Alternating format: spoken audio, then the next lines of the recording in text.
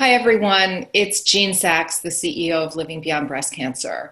I hope you're all doing as well as possible, staying safe and staying healthy.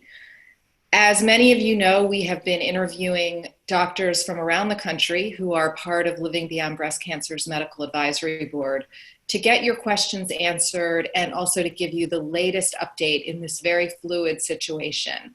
Last week, we covered breast surgery with Dr. Monique Gary, and if you haven't had a chance to listen to that recording, it is on lbbc.org. And today we're going to focus on breast reconstruction.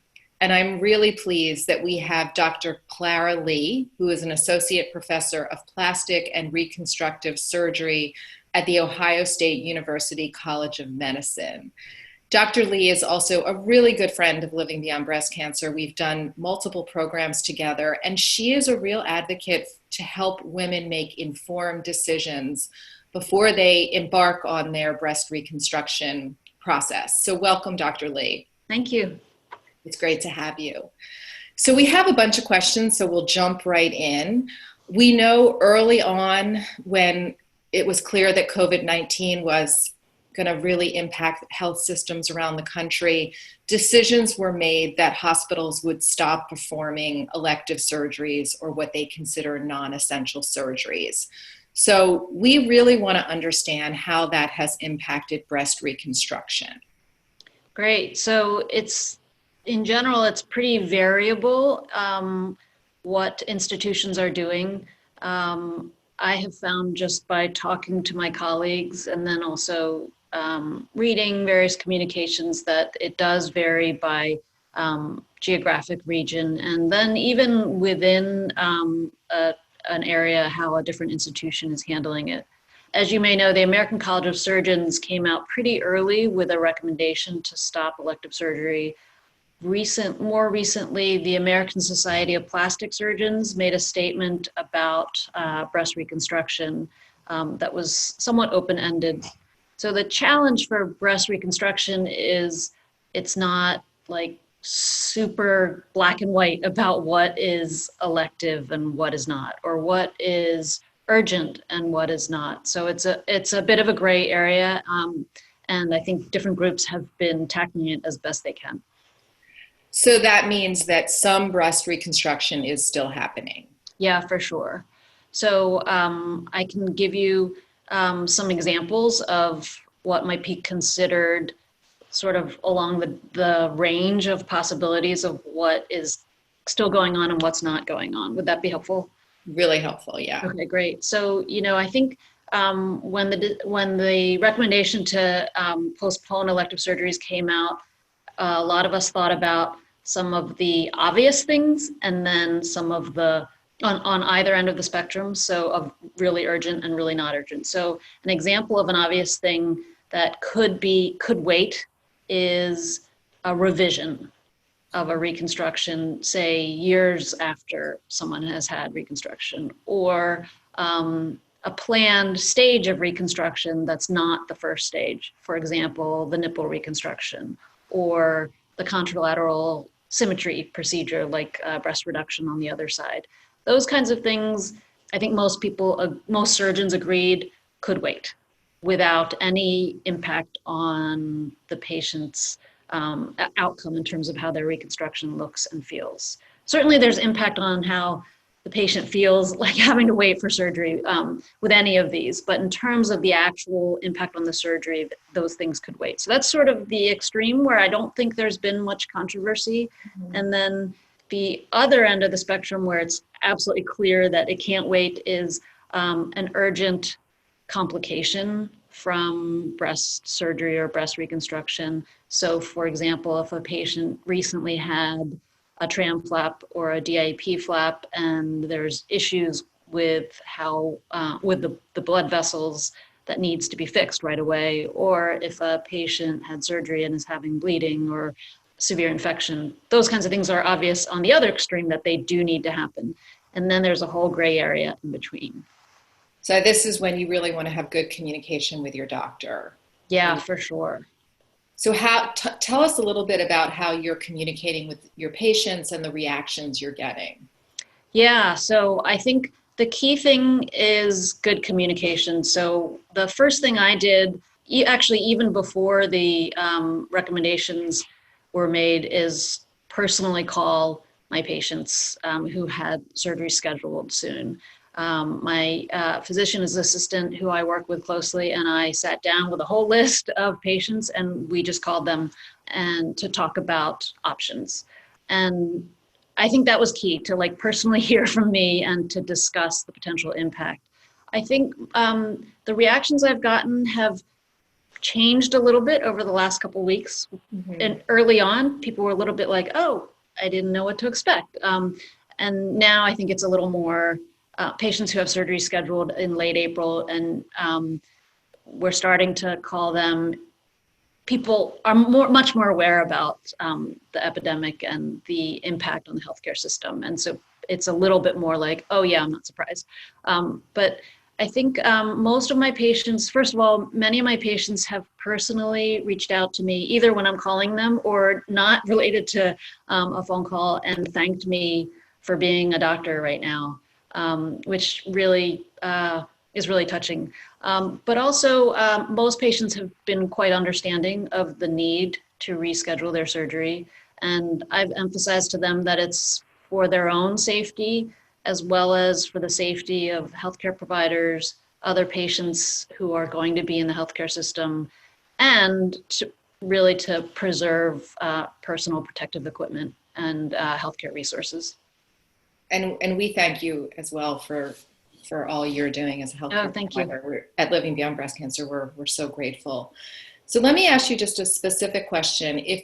If a woman has had her expanders in and she was getting close to having the exchange surgery, yeah, what are you doing in those cases? Yeah, so we're postponing all of those, and that's because there's no real urgency to it in general. I'd say the main downside of waiting is, as many of you know, the expanders are not comfortable, yeah. But there's no real impact on the final outcome of the reconstruction if we wait on that. So Dr. Lee, can you tell us about, are women getting the option of immediate breast reconstruction, or is everybody being tracked to have delayed reconstruction? Yeah, so at our institution, we decided as a group that for the most part, patients would have delayed reconstruction right now during the epidemic. And the reason for that, there's a few different reasons. So some of us have wondered whether or not we need to do that, since the patient is already having surgery. She's having the mastectomy, so it won't add more visits to the hospital for her. It could add some time in the operating room, so that's one issue. And then we do know that when you have reconstruction, it does add more post-operative visits. So we're trying, in general, the idea behind whether or not to hold elective a surgery is all of those things. Are we adding more interactions between the patient and healthcare personnel and the medical system? So that's what we take into account. But then also a sort of more kind of subtle aspect of this question is, what's the chance of something unexpected happening that then brings the patient back into the healthcare system again? And especially for our patients who are immunocompromised, the last thing we want is for them to be coming back into the medical system with potential exposures more than they need to be. And so that's subtle because that has to do with not the definite things that are going to happen, but the chances of something happening, which mostly has to do with the chance of a complication. So we factored that into our decision about whether or not to offer immediate reconstruction.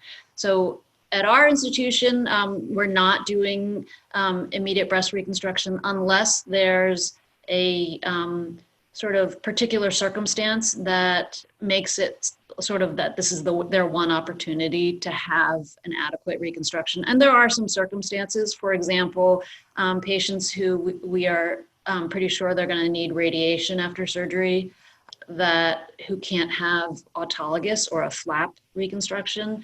having immediate reconstruction with an implant may be their one opportunity to have reconstruction. So in those cases, we're doing it. And there are a few other cases. And then in the case of reconstruction after lumpectomy, which is called so-called oncoplastic reconstruction, we had a whole long discussion about that as well. And in that situation, all of those patients are getting radiation after the surgery. And it's very tricky to do oncoplastic surgery after radiation. It's possible, but it's a whole different situation. And so because of that, we are proceeding with oncoplastic reconstructions, but only on the side of the cancer. And we're not doing the other side until later. Right. That was going to be my next question. So thank you. I know this is really hard for everybody right now, but really hard for breast cancer, newly diagnosed breast cancer patients. Yeah. They certainly didn't elect to have breast cancer, so they weren't really electing to have plastic surgery. So just want to reiterate that we're taking options away, and that's just what's happening. Yeah. The ability to offer reconstruction to our patients is such an important part of their journey. And for many women, it's a really important part of getting through the process and then healing on the other side. So actively taking that away is really difficult for them. It's difficult for us because that's, we really believe in what we do. And yet, I really do believe that we're doing the right thing for our patients, ultimately. And then there's the public health concerns as well, but really for our individual patients as well, and that they eventually will, get to the same place, but it'll just take longer. Okay. And when we move past this crisis and women are able to come back for a delayed reconstruction, should they anticipate any problems with their health insurance coverage? Oh, good question. I don't think so, because we routinely do delayed reconstruction anyway. And so this would just be another version of delayed reconstruction. So I don't think so. I think the more sort of potential issue is in scheduling. So after the epidemic subsides and we're able to do elective surgery again, there will definitely be a backlog of urgent cases and a backlog of elective surgeries. And so it's going to take a while to get back on top of those. That's a really good point. So we will have to keep reminding people that we'll have to be patient, and doctors will have to make decisions just in this triage way that you've been making decisions. Yeah, exactly. There will be a whole new wave of triage then. Right. And you've talked a lot about how you've been supporting your patients. I'm really impressed that you've made phone calls and your physician assistant have been making phone calls. Are there other ways you've been supporting patients, or if there is a woman or women out there listening who feel unsupported, do you have some suggestions of things they could be doing? Being informed about the impact of breast reconstruction and the potential impact of waiting for your breast reconstruction can only help. I think it always helps to be informed. And ways you can do that are certainly through something like Living Beyond Breast Cancer, which has so many resources. Also talking to your surgeon or to other clinicians, like asking them the questions. So I have had patients ask me, if I wait, what will my incision look like when we do the reconstruction months from now? And how is that different than if we were doing it now? And I love it when patients ask those questions. They need to. And so if your provider is not telling you those things and you're kind of wondering about it, certainly ask, but then also, try to read. So that would be the first thing I would say, inform yourself. The other thing is that our institution has been really deliberate about making telemedicine visits and video visits possible for our patients. We always offer the option. Not everyone feels comfortable doing it that way. So if your surgeon hasn't offered that, definitely ask, because I think most institutions are. And I think just having a touch base about, so say you have had your surgery delayed and you have a concern about how it's going to affect the reconstruction, you can still talk to the plastic surgeon, even though you haven't had the surgery yet, and ask them for more information or ask them about a concern you have. So in other words, staying informed and staying in touch with your providers. Great. And are you doing any second opinions for people who are trying to decide what kind of reconstruction to have? Is that happening? In general, we're seeing fewer of those kinds of visits, like non-essential consultations. But yeah, I saw a patient yesterday that was a second opinion. So we're still seeing them, but I saw that patient in person.